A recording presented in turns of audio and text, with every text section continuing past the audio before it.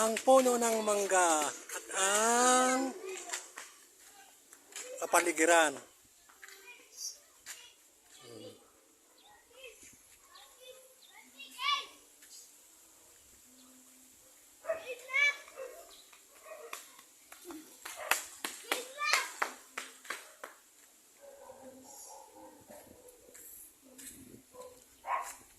Hanap mo, hanap! Nasa saan? O, yan po, ang mga bata ay naglalaro ng tagu-taguan. O.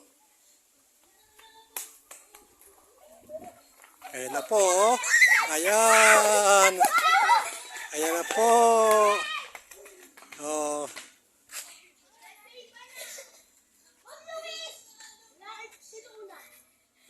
Si Clay. Si Arkin, si Rio, oo, ayan pa, oh,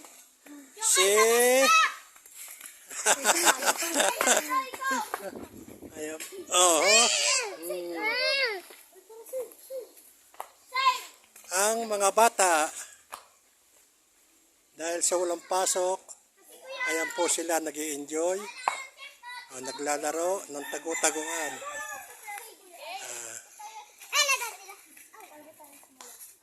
Dito po yan sa lugar lang po namin dito.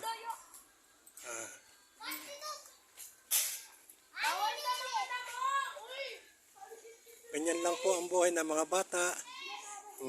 Nagsasaya, naglalaro. Kapag po walang pasok sa eskwela. Oh, bakit? Ano yun? Ha? Si Chokoy. Chokoy! Nakakit ka dyan? Ha? Hindi ba kayo mahulog? Chokoy. O, tingnan mo, oh. Meron ditong batang mangangakyat. Oh.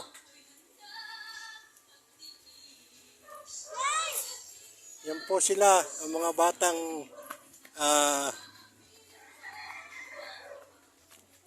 sawi.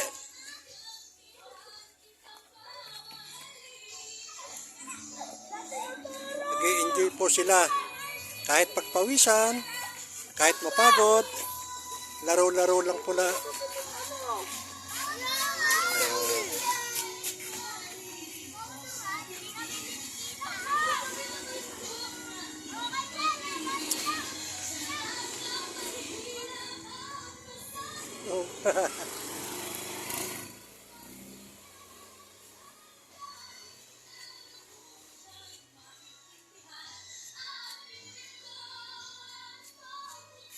Hoy! Laro na, lakad na. Ando, sa bahay.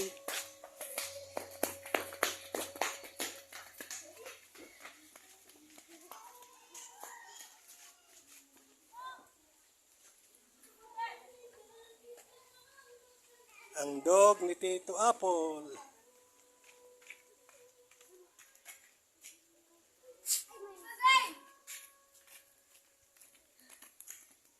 Si Taba Ching Ching. Mamaya gutom na. Wala kayong baon? Aba, paano pagka kayo nagutom? Ha? Magkano baon mo? Patingin. Oh, yeah, may baon 20.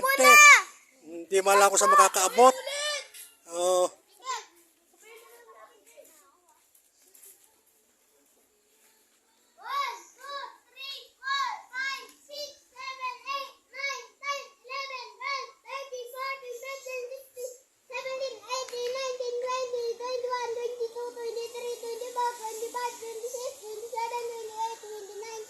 Ang haba naman.